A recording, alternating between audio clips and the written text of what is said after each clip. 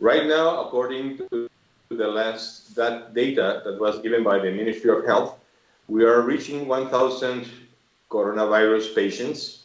10 of them have died so far, and unfortunately, we don't have enough tests in the country available so that we could look after more patients. So the reason why we have kind of slowed the new cases is because we don't have enough tests for the diagnosis of the COVID-19. Okay, basically all of the medical services around the country must be opened.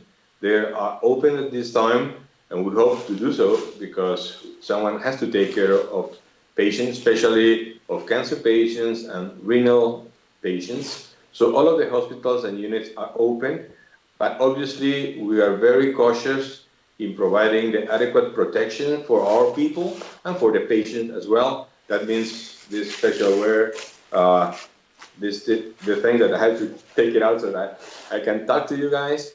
But we are in the process of being very strict with the quarantine. Patients that come to the unit, they can only come with one family member, and before they enter the unit, they have to have a very strict washing of their hands, and they have to wear this type of things. And we encourage them to be very cooperative with the instructions of the Ministry of Health.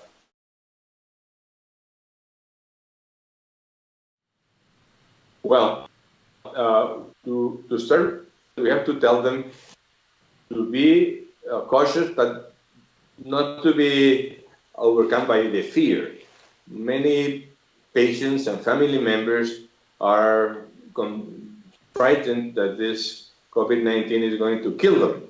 And what I'm telling them is, listen, some patients may die because of this infection, but most of them won't. So what we are looking forward is that our health system, that is very fragile, is not overwhelmed by the amount of patients that may need intensive care units.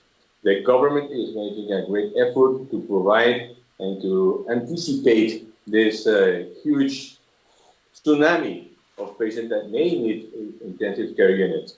So, and obviously we don't have enough beds with these facilities.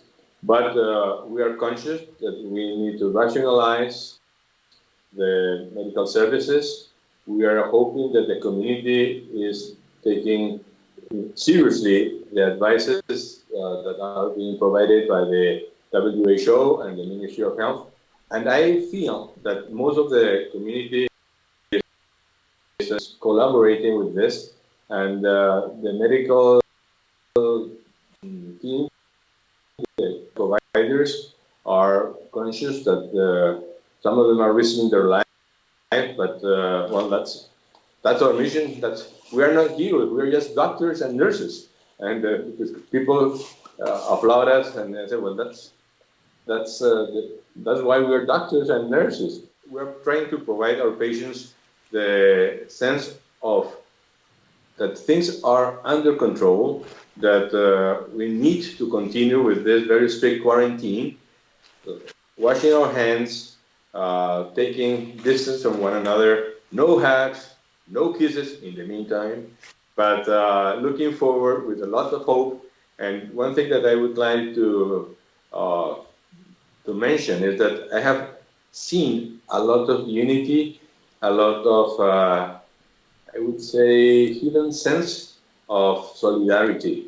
And I think that's something that it's still there. Those little things about human beings are still hidden somewhere in our soul. So I'm delighted for that.